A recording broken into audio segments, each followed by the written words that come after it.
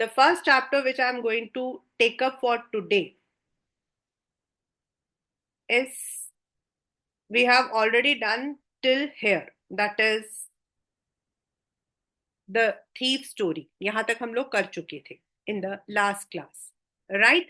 The next is a question of trust. From all your chapters in the second book, that is a supplementary book, normally there is a pattern that we have the character analysis. हमारे जो characters होते हैं उनके analysis होते हैं. Because अगर आप इन chapters को देखोगे तो you will find that in all the chapters there is something special about the character.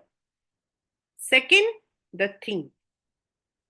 आपके दो क्वेश्चंस होंगे जो 3 मार्कर होंगे एंड द लॉन्ग क्वेश्चन, यानी कि 3 क्वेश्चंस आपके जो है शॉर्ट वाले में, मतलब क्वेश्चन आंसर्स में आएंगे, and 1 question in the RTC, right? So the theme of this chapter is trust and deception, यानी कि धोखाधड़ी. डिसेप्शन मतलब धोखा.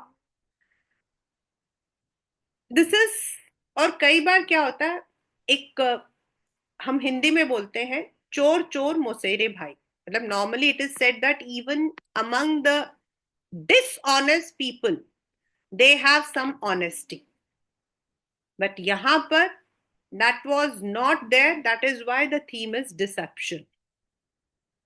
In the chapter basically you have one protagonist, that is Horace Danby, and second one is a lady thief. जो Horace है, he actually is not a thief, he is a lock Smith. मतलब उसका ironical, आपके paper में एक question आ सकता है कि what is the ironical element of the chapter. Ironical ये है कि वो ताला ही बनाता, ताले की चाबियां ही बनाता, लेकिन वो चोरी करता है. लेकिन उसकी चोरी करने का एक पैटर्न है, and the pattern is he buys some expensive books which he is not able to afford. और एक साल में वो एक बार चोरी करता है, and he makes a complete meticulous plan. Paper का क्वेश्चन, मेटिकुलस वाला जो क्वेश्चन है वो एक तो आपके मैडम राइड्स अ बस में आता है और एक इसमें आ सकता है. बहुत सोच समझ के वहां का पूरा एटमॉस्फेयर, वहां के जो लोग हैं उनके बारे में, everything he has N intricate detail. And then he plans the robbery, and he plans it in such a manner that nobody understands who has done it. The second character we have is a lady thief who is very shrewd, very cunning. She pretends to be the owner of that short garage, but actually she was also a thief. She traps Horace easily. तो जो summary है वो एक बहुत छोटी सी है कि जो होरेस था, ही was a lock Smith, he was well settled. इसमें पेपर में क्वेश्चन आता है कि why he was called not honest. तो वो इसीलिए क्योंकि he was having everything. He had 2 assistant. मतलब अगर जिंदगी में आपको क्या चाहिए, आपके पास नौकर है, चाकर है, घर है, लेकिन फिर भी आप चोरी कर रहे हो, तो he was dishonest. But his pattern of stealing was once in a year, and only the rich people. वो ऐसे वैसे चोरी नहीं करता. चोरी एक होता ना, कोई भी किसी को भी मतलब बुद्धू बनाओ. He steals only from the rich people, and before that he plans very carefully. He goes through all the books, he studies the intricate detail of that building, then how to reach. और यहां तक कि उसने ये भी सोच रखा है कि if there is a pet, तो पेट को थोड़ा फ्रेंड बनाओ by calling him it's name. उसको familiar बनाओ. He makes a duplicate key, enters easily, steals and gets the money. This year he had planned for a place called Shotover Garage. 2 हफ्ते से वो उस पूरी फैमिली को पढ़ रहा था. The family had gone to London, and that particular day the caretakers were going for a movie. अब वो पूरा तैयार है. He enters the home. वहां पर जो पेट है उसको नाम से बुलाता है. He has the gloves. He opens. He enters. लेकिन जब वो अंदर जाता है तो he has an allergy from the flowers which is called as hay fever, HAYFEVER।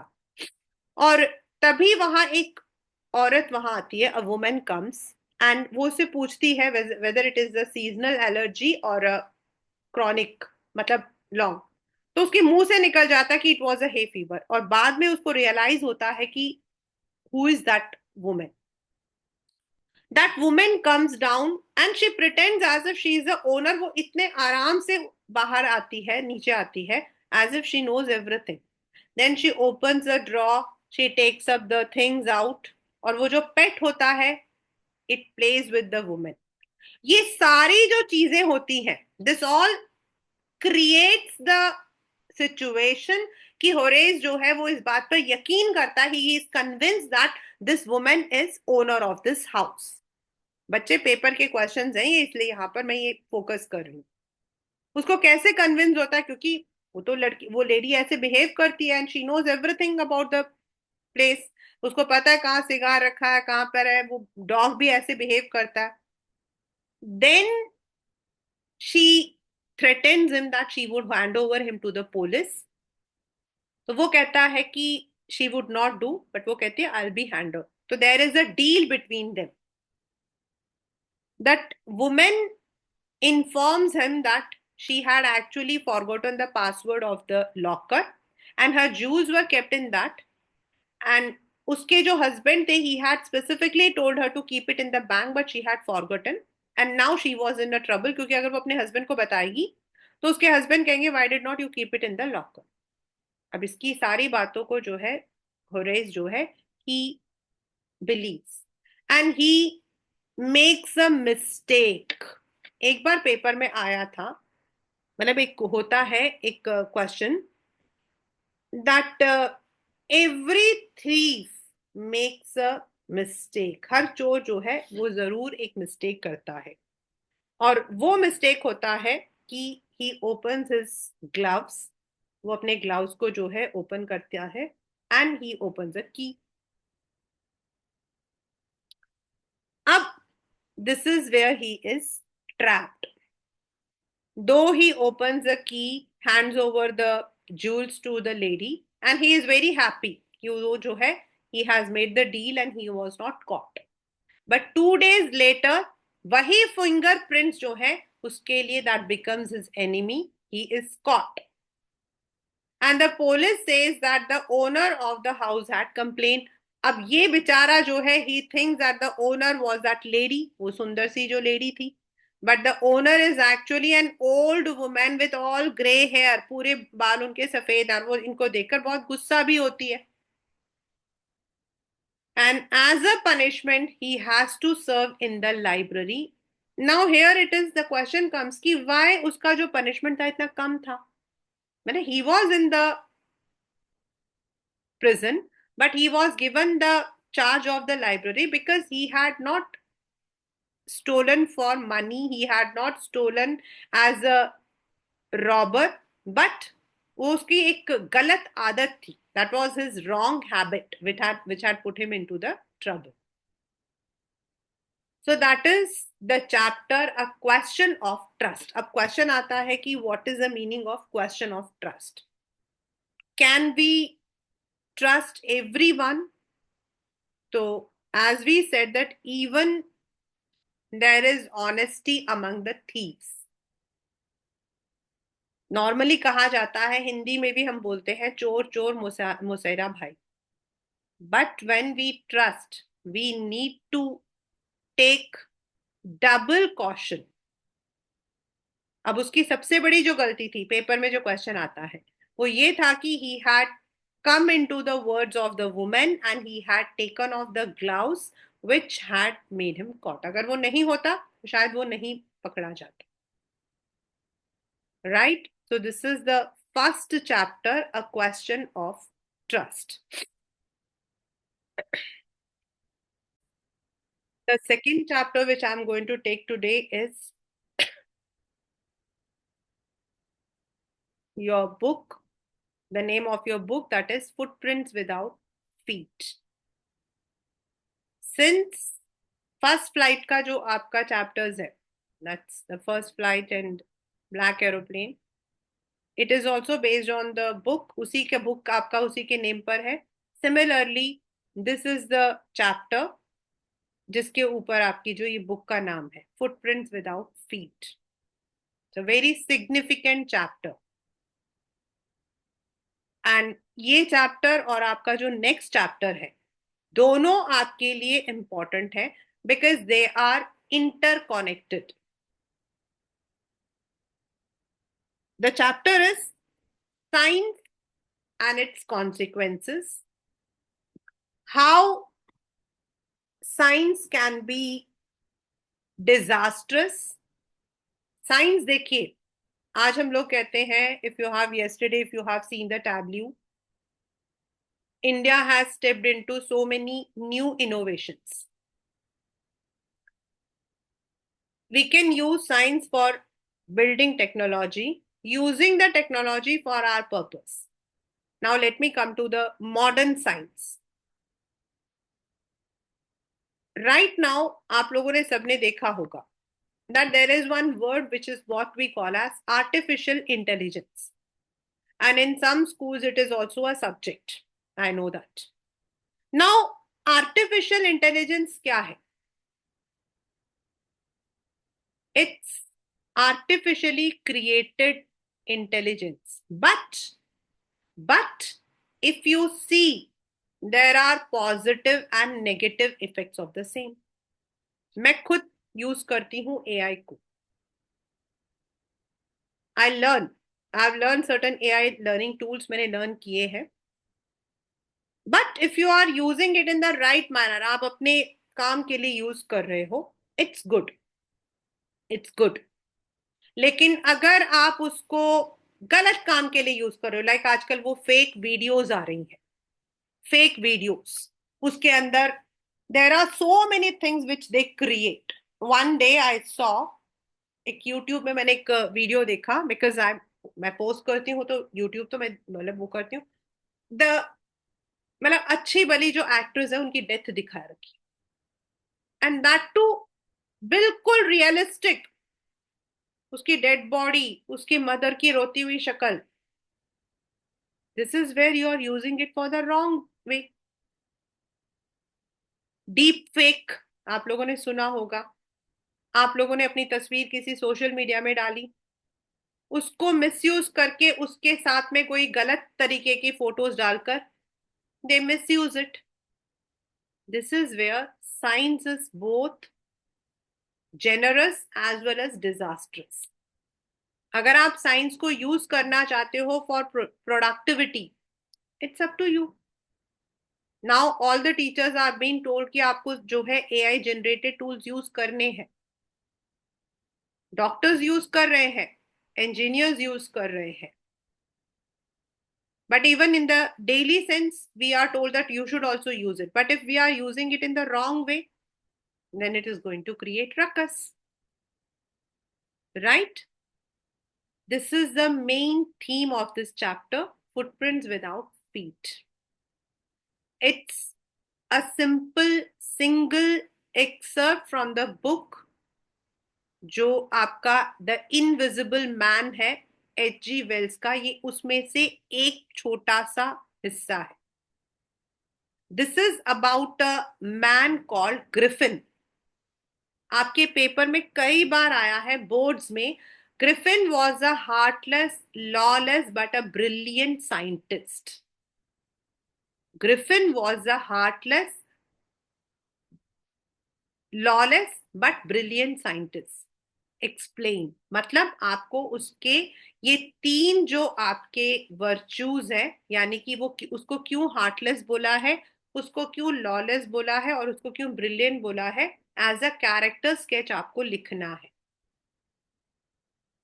He was very impulsive, गुस्सा आ जाता था उसको. He was brilliant because he discovered the theory of invisibility.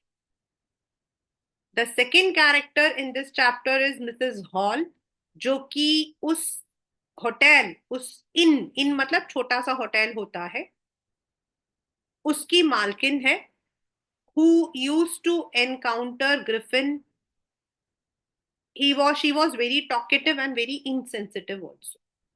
Then we have Mr. Bunting the vicar, जो उनके पड़ोसी थे, जो church में काम करते थे, मिस्टर हॉल, मिस्टर जैफर्स जो कि कांस्टेबल थे.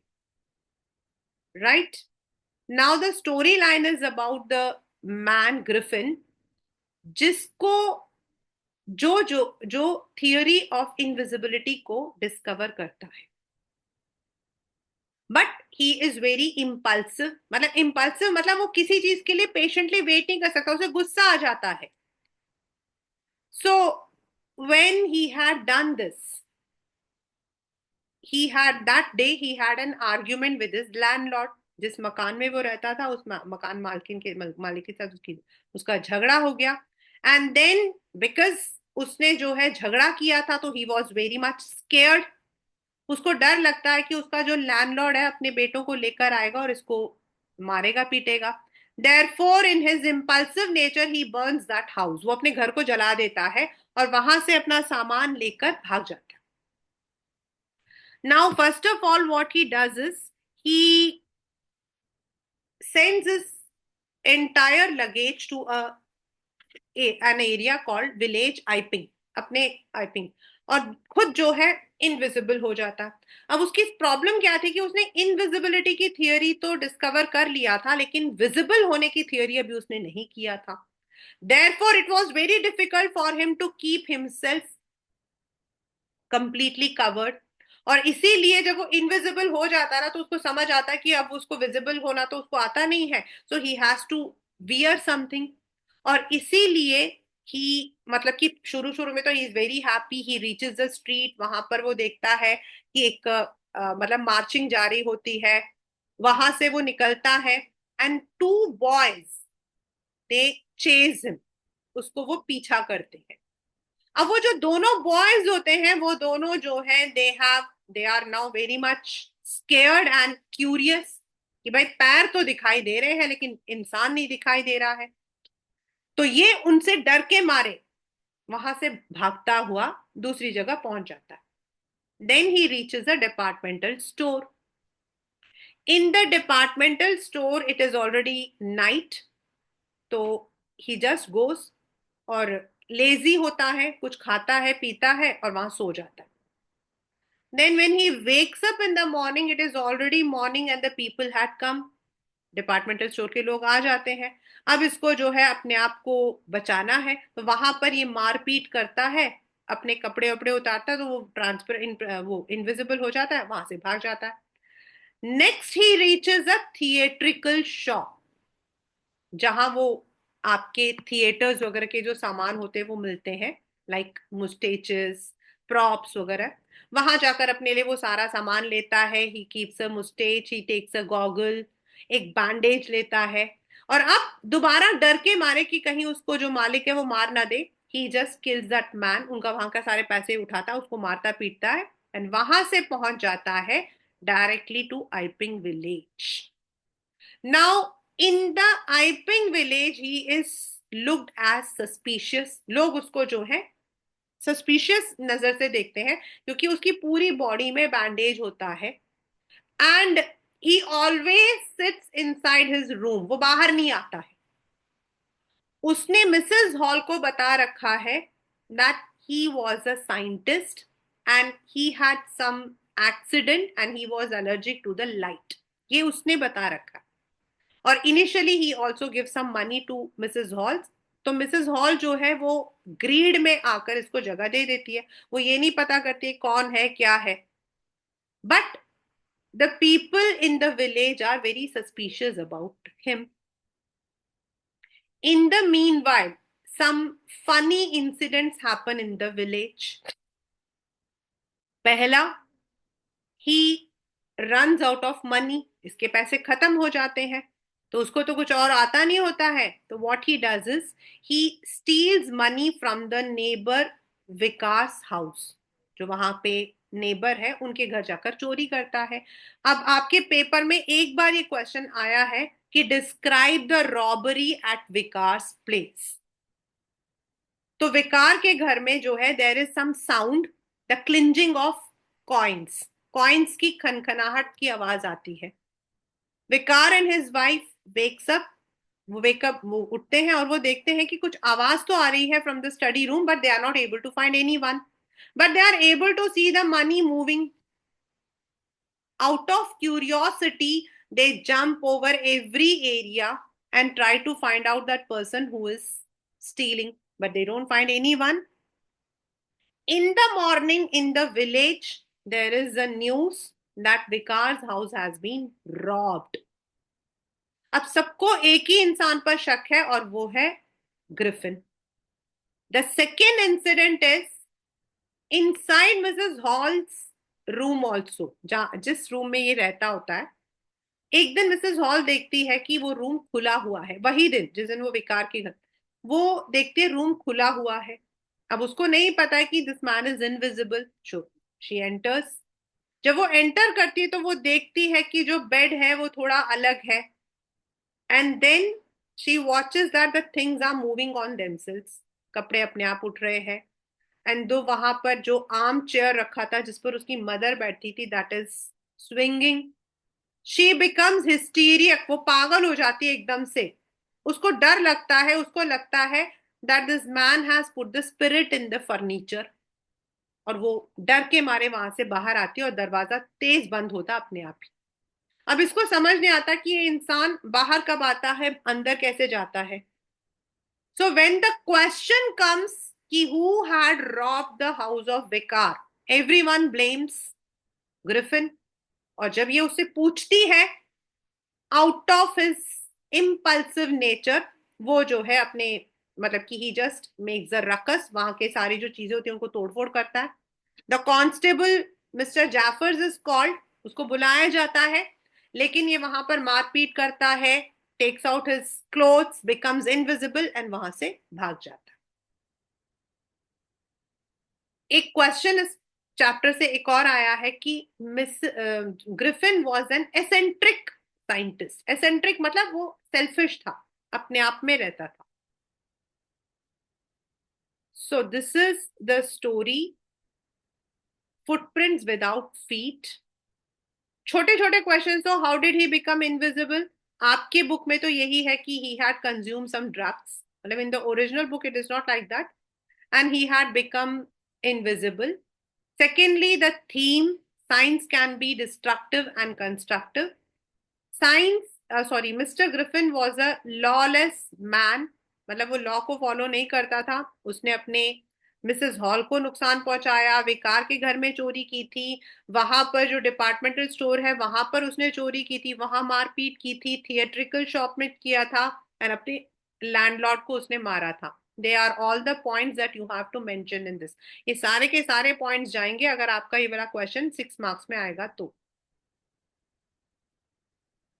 Right. And then maybe a character sketch which may be a contrast to this chapter as well as the second chapter, that is making of a scientist. Compare and contrast the characters of Mr. Ebright with Griffin. Griffin एक lawless scientist था. He was a brilliant scientist. Transparency, invisibility की theory उसने discover किया, लेकिन he used it for destruction. उसने अपने उस invisibility का गलत फायदा उठाया. Where is the second chapter which we are going to do right now, यहां पर Mr Ebright who is still alive, अभी भी है, he is in US, one of the Florida I think, उनके उसमें बहुत ही सीनियर पोस्ट पर है. He is a brilliant scientist who has given molecular biology to the world. आज अगर आप लोग कभी भी किसी हॉस्पिटल में जाओगे क्लास 10, तो आप देखना वहां पर microbiology, molecular biology, these are the things जो आपके सेल थियरी को पढ़ती है. एंड सेल्स के थ्रू ही number of diseases and number of cancers we are able to treat. So this is a complete contrast of the character that is Griffin to Mr. Richard Ebright. Right? ये question paper में आया हुआ है. So that is why I started it with the same theme. The themes of this particular chapter is curiosity, qualities of being scientist, perseverance, efforts. This is a real biopic of Richard Ebright, who is a molecular scientist. And उनका जो बचपन था, it was in Reading. This is a place. Reading is not आपका reading. Pennsylvania is the commercial capital of USA. New York के नीचे आता है Pennsylvania. जब वो बहुत छोटे थे तो उनके फादर की डेथ हो गई थी. And you can imagine if a person is not having father, how difficult it is for a child to grow. उनकी जो मदर थी, she was a very bold women. आज अगर हम एवराइट को जानते हैं, आज अगर हम कहते हैं कैंसर की थियरी, उसका significant role is her mother, his mother. When he was very young, तो उसकी जो मदर थी, because he did not have any friends, तो she would ask him to collect the fossils, rock. And कभी कभी वो उनको टेलीस्कोप लेकर देती, उनके साथ टाइम बिताती, उनको माउंटेन्स के ऊपर लेकर जाती. एंड इन दिस मैनर उनका जो बचपन था वो थोड़ा गुजरा था. बाद में जब स्कूल जाते तो फ्रेंड्स लेकर आती थी, but still he was more brought up in a lonely environment. Then she gave him a book called Travel of Monarch X. ये आपके पेपर में आता है. How did this book become the turning point of his life? तो उस book के अंदर there was about the butterflies. So while reading, he had collected all the 25 species of butterfly which was available, which was there in his area. वहां जो उस book के author थे, doctor Arcot, he had invited the scientists to find the migration characteristics of the butterflies. तो उन्होंने जो है कुछ बटरफ्लाइज पकड़ी, लेकिन उन्होंने देखा कि वो बटरफ्लाइज पकड़कर उसमें जो है एडहेसिव लगाकर, एडहेसिव मतलब आप फेविकोल, उसमें बताना पड़ता था कि वो किस एरिया में पकड़ा गया है. And when it would fly, कितनी दूर वो उड़ के जाता है. But he was tired. Now he started developing the butterflies in his basement of his house. जो उनको साइंस की क्यूरियोसिटी थी, from egg to pupa to caterpillar to butterfly, वो पूरा उसका साइकिल चलता था. When he was in his 7th standard, और मैंने आपके लिए सारे इंपॉर्टेंट पॉइंट्स अंडरलाइन कर दिए, जो मुझे पता है इस चैप्टर में बच्चों को सबसे ज्यादा डिफिकल्टी होती है कि मैम उन्होंने कौन से ईयर कौन सी चीजों को विन किया था. I have underlined it. If you read it you will find it out. When he was in his 7th standard, he participated in the science quiz. But he did not win. Why? Because he had just showed the tissues of the frog. और frog tissue तो हम लोग वैसे science में वैसे ही पढ़ते हैं as a part of our initial science. लेकिन वो बिल्कुल दुखी नहीं हुए.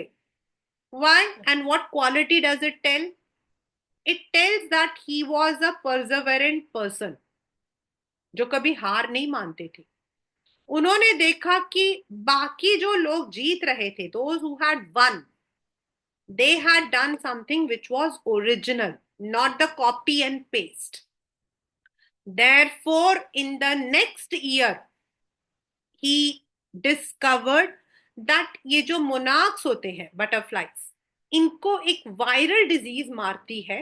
और ये वायरल डिजीज जो है वो बीटल्स की वजह से होती है. And he got into the county fair. उनको जो है जीत हो गए and he one that. Next year उन्होंने उसी का नेक्स्ट पार्ट लिया, और वो था कि जो मोनार्क एंड वाइसरॉय बटरफ्लाइज हैं, दे लुक अलाइक, दोनों देखने में तकरीबन सेम रहते हैं. लेकिन जो वाइसरॉय बटरफ्लाइज हैं वो मोनार्क को कॉपी करती हैं, क्योंकि दे फाइंड नॉर्मली जो बर्ड्स हैं वो वाइसरॉय को खा जाते हैं, इसीलिए they try to copy the monarch butterflies. और ये एक ऐसा मतलब कि फाइंडिंग था. Because of this he got first in the zoology department and third in the country fair, मतलब county fair is a regional area, county. अब next तीसरा उन्होंने जो है अर्खाट जी से बात की with, and he found that there were gold spots on the butterflies. Normally सभी साइंटिस्ट कहते थे वो तो डेकोरेटिव है, सुंदरता के लिए, लेकिन डॉक्टर अर्खाट का मानना था कि it is not there, and he found that वो जो गोल्ड स्पॉट्स हैं, they are not merely gold spots, they are the hormones which, मतलब कि सिक्री, मतलब दे आर द प्यूपा पे जो आपके स्पॉट्स हैं, they secrete the hormones which are very important for the growth of the butterfly. और ये एक बहुत ही बड़ा डिस्कवरी था। He got first in county fair and he went into the international fair.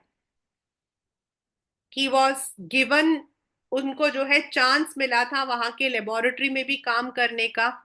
Now he had already completed 10th हमारे India के according, now he was in the high school junior.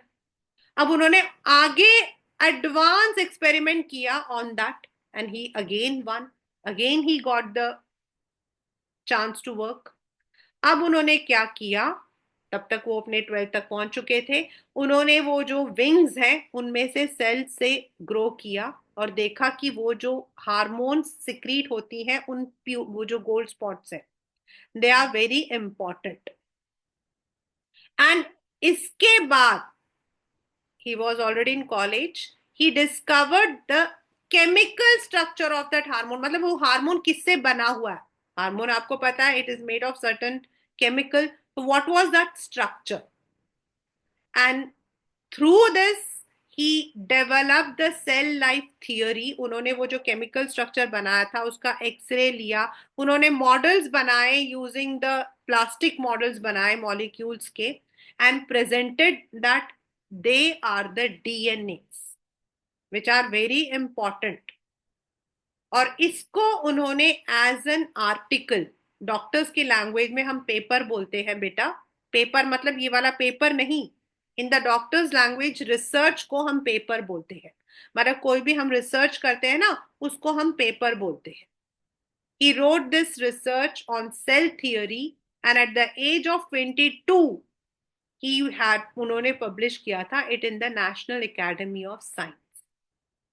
Today mister एब्राई, doctor एब्राई जो है, he is a very well known microbiologist, जिनकी वजह से हमें कई cell theories, and cell theories से जो cells multiplications are what we call as cancer.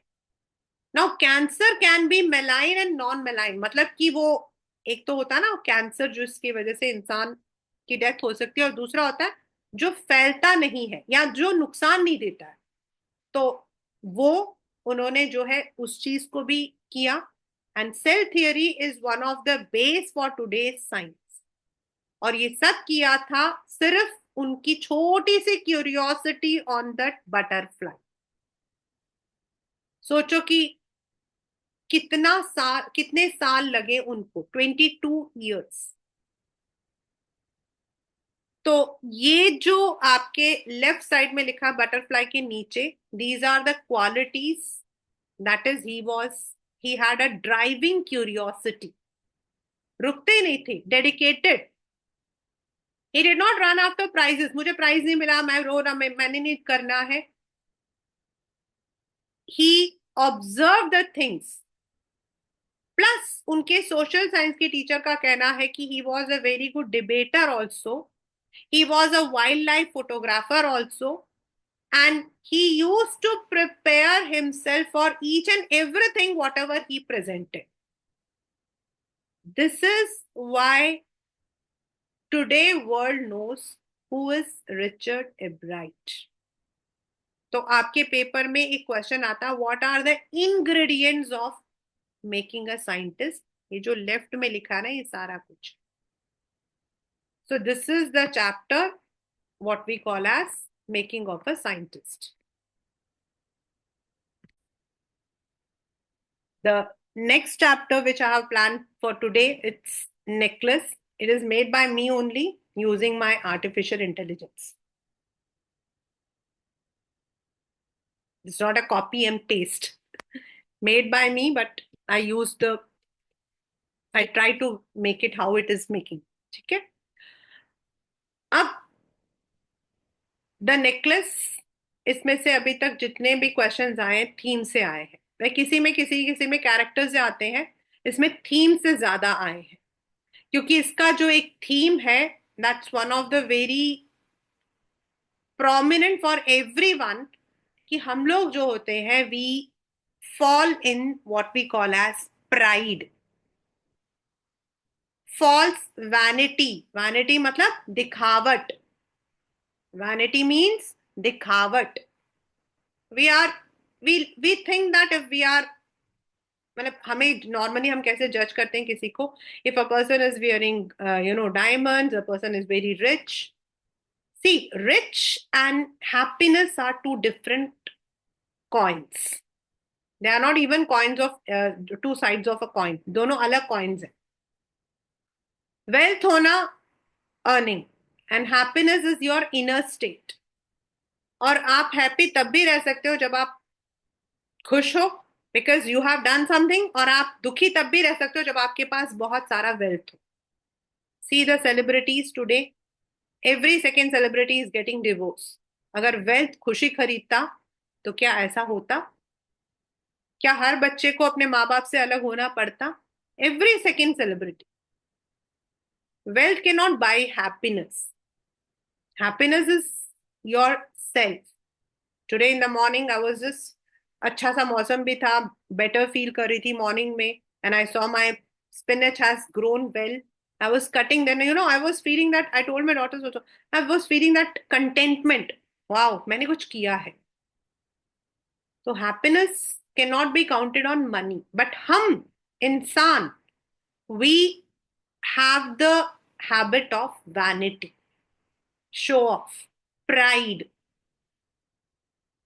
The chapter is about a woman, Matilda Loisel, जो अपने छोटे से लाइफ को लेकर मॉडेस्ट, अच्छा लाइफ है, मतलब it's not very poor, but she is unhappy.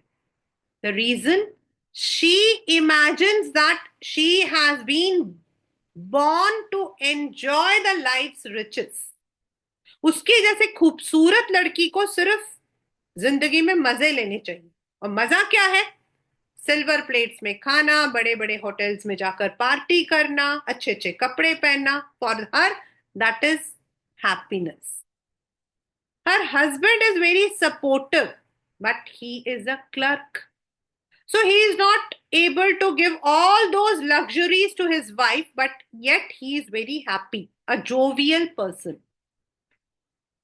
She has one friend, Miss Forestier, जो उसको हेल्प भी करती है एंड उसकी बातें भी सुनती है. लेकिन मातिल्डा वहां पर जाने से हमेशा कतराती है, because she does not want to meet her rich friend and become sad. Now, the story is about Matilda, who wants to live a glamorous life. One day, her husband comes over and he tells that they have a party in the office and he has been invited. अब उसका जो husband होता है, he is very happy that he is going to be part of that prestigious ball. लेकिन मातिल्डा जो है, she is very annoyed, क्योंकि उसको लगता है कि she doesn't have the attire, she doesn't have the dress, she doesn't have the jewellery, तो she should not go over there. अब उसका जो हस्बैंड होता है वो उसको समझाता है. Then he even gives up the money which he had saved for his fishing spree. उसने अपने लिए सेव कर रखा होता है, वो पैसा भी दे देता कि ये जो है, she can buy a dress for herself. शुरू शुरू में तो मातिल्डा बहुत खुश है that she is having a dress, but later on again she frowns and she informs that she doesn't have any jewelry. अब उसका हस्बैंड कहता है she can wear the flowers which she hates. उसको लगता है that would be very cheap. Ultimately he advises her to borrow a necklace from her friend, जो वो खुश हो जाती है. Now she goes to that friend's house, वहां पर वो सारे जूल्स देखती है and she finds this beautiful necklace suitable for her. And Mrs Forestier बिना झिझक के उसको वो नेकलेस दे देती है। यहां पर एक क्वेश्चन आता है क्लास 10 कि कोई भी एक सोच की बात है, if I ask someone living my very close relative like my mother और माय सिस्टर, वो कहेंगे हाँ रमा तुम ले जाओ, क्या कोई भी रोड वाला मुझे उठाकर अपने डायमंड की जूस उठा के मेरे को दे सकता है? Unless and until I have that much of relation with them? There Matilda was foolish.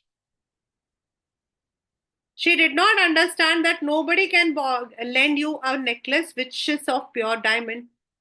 लेकिन वो तो समझती नहीं है, वो उठा लेती है and she goes. The ball party is a success. Paper में आया हुआ है. What is the meaning of that? Ball party success मतलब जैसा मातिल्डा चाहती थी, the royal enjoyment, the dance, the food, she enjoyed everything. In the next part, when they are coming back to their home, Matilda wants to come back early because she doesn't want people to see her in the poor clothes. जब वो लोग थोड़ी दूर आ जाते हैं, they find a carriage. उसके बाद वो घर पहुंचते हैं. Mr. Loisel is very tired. He wants to sleep. Mrs. Loisel wanted to see herself, admire herself, and there is this reality that she loses that necklace. यहां पर mister लॉयजल and Mrs लॉयजल दोनों जो हैं दे आर इनसेंसिटिव. क्वेश्चन है ये class 10, ये मैं नहीं बोल रही हूं. Because first of all they should have gone and told this to missus Forrester, but वो नहीं करते. They assume that necklace to be of pure diamond and they wanted to buy a new chaplet. वो लोग जो है नया लेकर आना चाहते हैं without telling her the reality. This for taking this necklace they had to borrow money from every corner of the world. मतलब जहां से भी उनको मिलना था उन्होंने लोन लिया and they took 10 years to repay that loan. और वो जो लोन था ना वो नहीं चला गया था, उस लोन के साथ एक अच्छी चीज और एक बुरी चीज हुई थी. उस लोन के साथ एक अच्छी चीज और एक बुरी चीज हुई थी. अच्छी चीज थी that Matilda learned the reality of life. Matilda learned to be a humble, simple woman. और बुरी चीज ये थी कि after 10 years they come to know that the necklace was artificial when Mrs. Matilda meets Mrs. Forrester in a park. So this is what we say dangers of vanity. No doubt एक हमारा एक question आता है, one should be contented with what we have. तो yes, यहां अगर आप देखोगे, if you see, true happiness comes from being content with one's life. अगर आप लाइफ से शिकायत लगाओगे, if you are not paying gratitude to your life, अगर आप थैंकफुल नहीं हो, तो जिंदगी में कोई चीज आपको खुश नहीं कर सकती. पेपर का ये क्वेश्चन है, ऐसे डायरेक्टली नहीं आता what is the message of the chapter. It may be the value of contentment, gratitude. One must be thankful for what he और शी हैज. एंड मातिल्डा जो थी, she was also very insensitive. She did not even ask. She could have gone to her friend, she could have ask time. एक अगर वो सचमुच का भी था तो वो थोड़ा टाइम लेती फिर उसको वापस करती, और अगर वो आर्टिफिशियल था तो at least she could have save that 10 years. So when we are thankless, when we want to show off, हम झूठे ईगो में रहते हैं, देन थिंग्स कैन ruin. और this is only a story class 10, but in the real sense also I have seen people, मतलब I have heard about people जिनके साथ ऐसा हुआ है, जिनके साथ ऐसा हुआ है। दे जब उनके पास स्टारडम आया, मतलब पैसा आया, they became what we call as, इधर उधर खर्च किया, खूब मजे किए, and later on they fell into trouble. Money is very important factor. Yes, money is very important factor. Money के बिना तो आज के दिन में आप जाकर डॉक्टर से दवाई भी नहीं ले सकते हो। But at the same time over spending, vanity, pride, ये नहीं होना चाहिए। We are all humans. एक दिन हम सबके साथ ऐसा ही होना है कि we would become old. No beauty will be there with us forever. So we need to understand, अगर हमें वेल्थ चाहिए, we should acquire, we should earn it, but not frown. So that's the chapter, the necklace. And more or less from this chapter, the chapter has always come. जब भी आया है इस chapter से, theme और message के ऊपर ही question आया है आपकी. So just go through the chapter's message and the themes, right?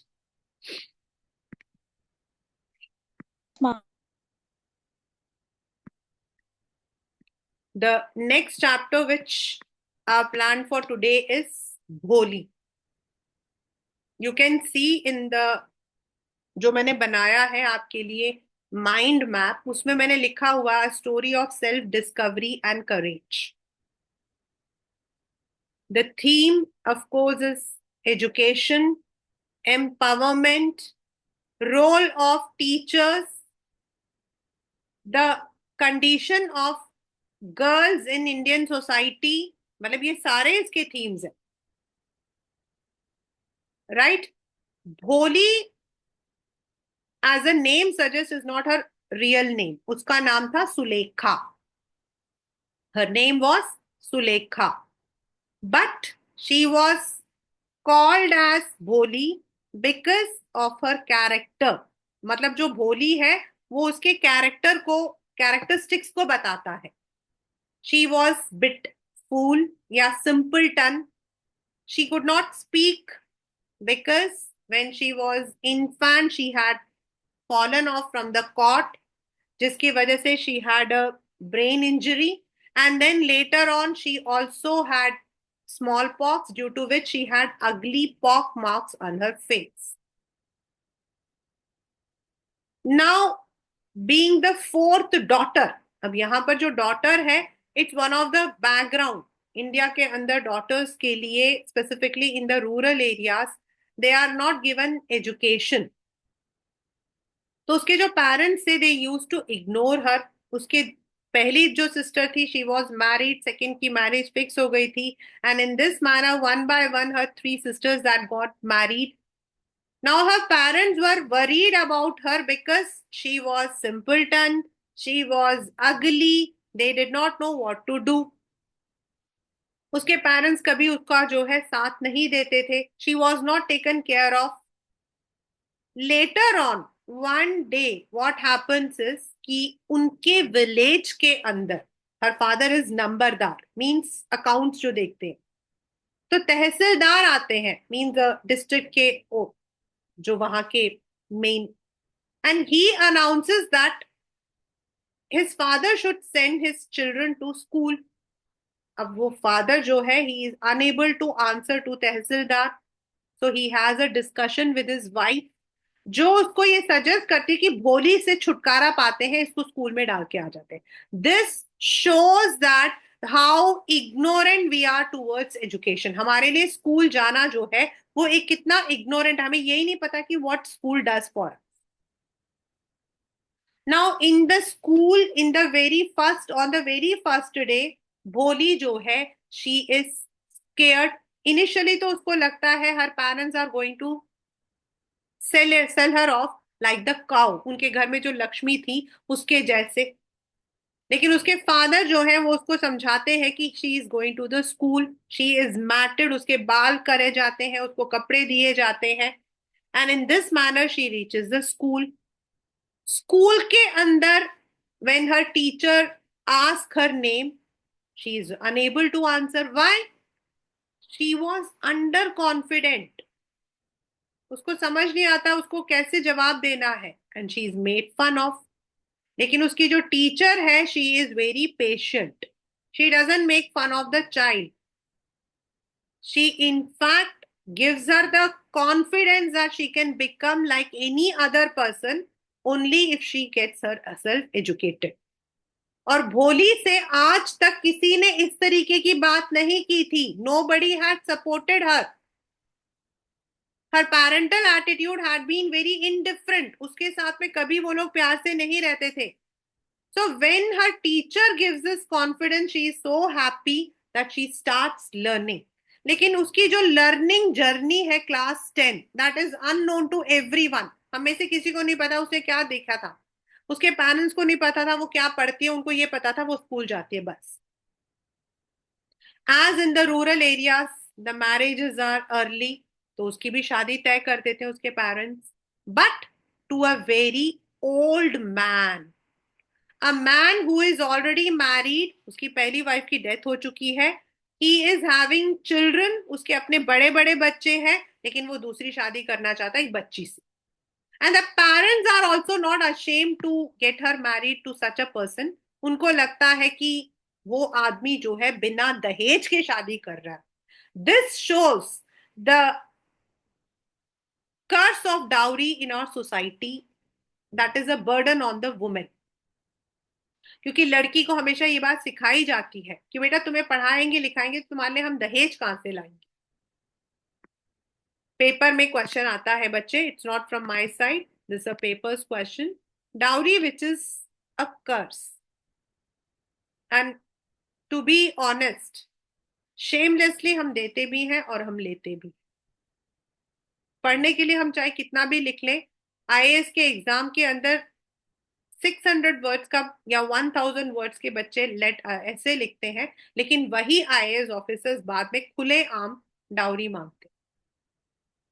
This is the condition of our country now. अपने पेरेंट्स के हालात को देखकर वो समझौता करती है, she compromises and she is ready to marry, मतलब वो कुछ बोलती नहीं है।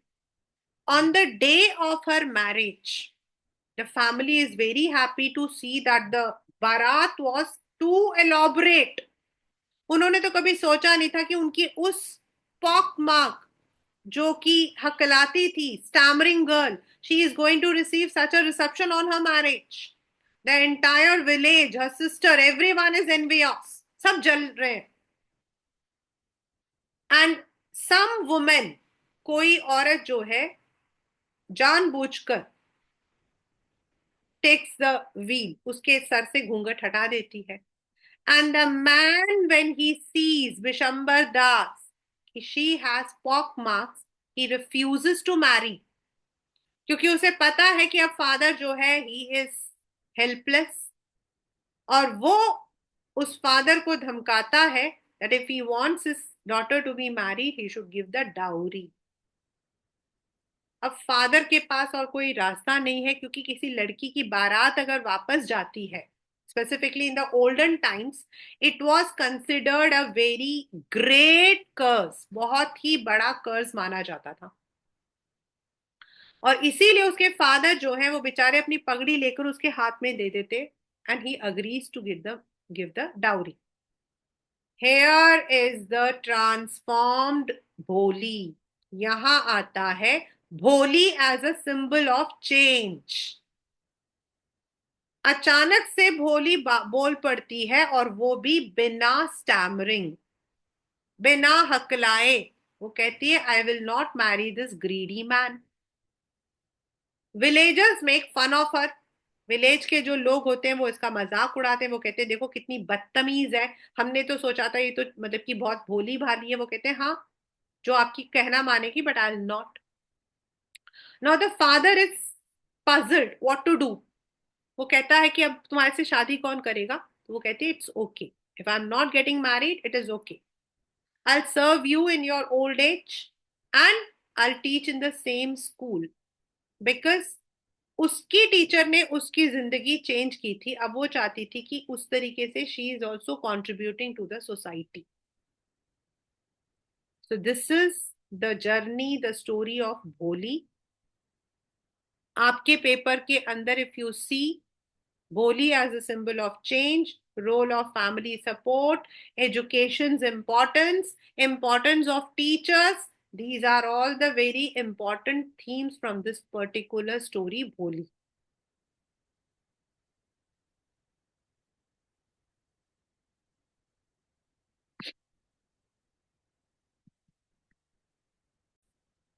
Last revision that we are doing for today is Madam Rides the Bus. एक की कंसेप्ट इस चैप्टर का आता है, why the word madam has been used for a 8-year-old child. And here it is used only in a sarcastic tone. मतलब चिढ़ाते हुए sarcastic tone में इसको यूज किया है, क्योंकि वो जो बच्ची थी, the girl, Valli, she behaved like an independent woman. Normally एक छोटे बच्चे के अंदर इतनी हिम्मत नहीं होती है, बट मैंने अभी सुना है कि तैमूर में है इतनी हिम्मत कि वो सैफ अली को लेकर गया है.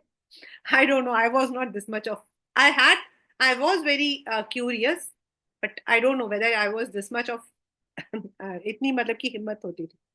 She behaves as if she knows everything. She is very meticulous. She is very careful. वो मतलब कि बस में चढ़ते हुए, बात करते हुए, हर जगह पे बहुत केयरफुल रहती है. So in a very sarcastic tone the word madam has been used, right? The chapter is about a girl Valli who is very curious. This chapter is also on the theme of curiosity. बच्चों में एक curiosity होती है. अभी हम लोगों ने chapter पढ़ा था मेकिंग ऑफ साइंटिस्ट, और हमने मेकिंग ऑफ साइंटिस्ट में भी यही पढ़ा था that he was very curious. मतलब उनको जब पहली बार उनको कुछ नहीं मिला, तो उन्होंने जो है प्यूपास डेवलप करना शुरू किया. उसके बाद उन्होंने उसमें जो है उसके बीमारी के बारे में देखा. उसके बाद उन्होंने उसके मतलब he was so curious to know about the things. Now ये जो बच्ची वल्ली है, basically she is living in a, this is setup in a rural area, जहां बस का जो कम्यूटेशन है वो कम था उस वक्त. And she has a spirit of adventure, self reliance. Reliance मतलब अपने ऊपर विश्वास रखना, self confidence. Most of the time she is alone. उसके एज के वहां पर बच्चे नहीं है. तो what happens is she watches the people who come out of the bus. वहां पे बस आती है, वो कब आती है, अगर उसके कोई जान पहचान के लोग उस बस में आते हैं तो they share their experiences. And she comes to know about how the bus moves, कितने बजे वो जाती है, how much time it takes, how much fare it takes. मतलब this show she was very observant, she was very calculative, she was very passionate. अब होता क्या है कि एक दिन मतलब कि she makes it after hearing from people and specifically when her friends कम. तो वो जब वो लोग थोड़ा शो ऑफ करते हैं तो उसको लगता है कि बस जर्नी समथिंग वेरी मतलब कि स्पेशल. तो शी मेक्स अ प्लान, अपने अंदर एक प्लान बनाती है without even informing her mother.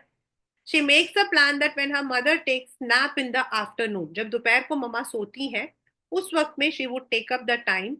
45 minutes she would be reaching the city, then वापस आएगी एंड तब तक उसकी मम्मी उठ जाएंगी. और उसकी मदर को ज्यादा फर्क नहीं पड़ता क्योंकि मोस्ट ऑफ द टाइम वो टाइम में वो बाहर जाकर भी खेलती है. तो वो इस चीज को लेती है. And very meticulously, I told you that this meticulous word is there in 2 chapters. एक आपका होरेज वाले में, यहां पर मेटिकुलस मतलब बहुत सोच समझकर प्लान करना. वो प्लान करती है, she saves each and every money, she is मतलब कि बहुत सोच समझकर वो पैसा बचाती है। जब वो विलेज फेयर में जाती है वहां कुछ नहीं खरीदती है, कुछ नहीं खाती है, कोई झूले में नहीं झूलती है। And thus she is able to save 60 पैसा जो उसके आने और जाने का फेयर है। सेकेंडली, एक टाइम वो सेट करती है and she reaches the bus stop. बस चल रही होती है, वो पीछे से रोकती है। Now here the conductor gives her the hand. छोटी बच्ची उसको ऊपर चढ़ाएंगे, लेकिन she is very careful. She doesn't give her hand to a stranger. वो कहते मैं अपने आप चढ़ जाऊंगी। And when she boards the bus, she gives the change and buys the ticket. अब वो जो इसकी ये जो बिहेवियर होता है ना, उसकी वजह से जो कंडक्टर होता है, who is very jovial, very मतलब कि थोड़ा हंसी मजाक वाला, वो इसको प्यार से मैडम बुलाता है। In the initial period she watches, she वो खड़ी होती है, सब चीजों को देख रही होती है, when the bus is passing through the canal, through the, but later on she takes the seat, क्योंकि उसको डर होता है कि कोई और आकर सीट पर बैठ जाएगा। And then at a bus stop, एक old women with big ear rings and year lobes comes over, जो पान चबा रही होती है। उसे देखकर बिल्कुल इसे अच्छा नहीं लगता। She feels that negative vibes. और जब वो वुमेन इससे पूछती है where she is going, to the city, to whom's house is going, इसको लगता है she is too interrupting. The bus comes to a halt. उससे पहले शी वॉचेस अ काउ, जो इनकी गाड़ी के आगे भाग रही होती है, एंड बस हॉन्क कर रही होती है बार बार। तो वो गाय जो है डर के मारे और तेज भाग रही होती है। तो ये जो है इसको बड़ी हंसी आती है with that amusing event. After reaching the city, she is mesmerized to see the things, वहां की लाइट, वहां की सड़कें, वहां के दुकान। और जब उसको कंडक्टर बोलता है would she like to have something, she refuses and she comes back in the same bus. और वो पूरा 30 पैसा वापस भी देती है उसको for coming back. But there is a difference while she is coming back. The cow which she had seen with life was now lying dead in a pool of blood. और ये चीज देखकर उसको बहुत दुख होता है।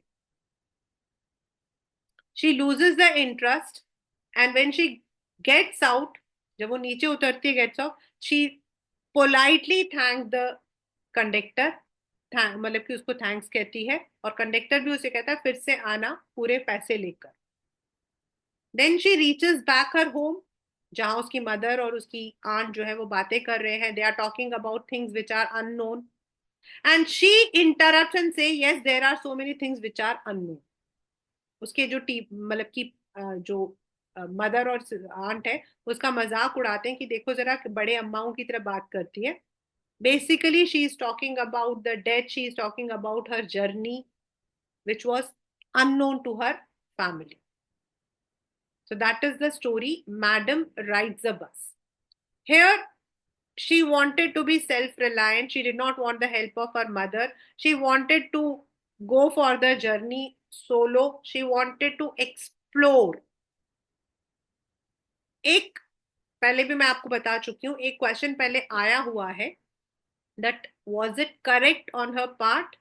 So for an 8-year old it is wrong. I believe that our parents are our support system and we must confide. हो सकता है उसकी मदर डांटती, लेकिन शायद वो अपने साथ में लेकर जाती। She was too young to go on a trip, but yes, this shows her curiosity, her determination, her meticulous planning, her self-reliance, and very, very careful. ये इसके सारे characteristics है of Valli. So that is the story. Madam rides the bus.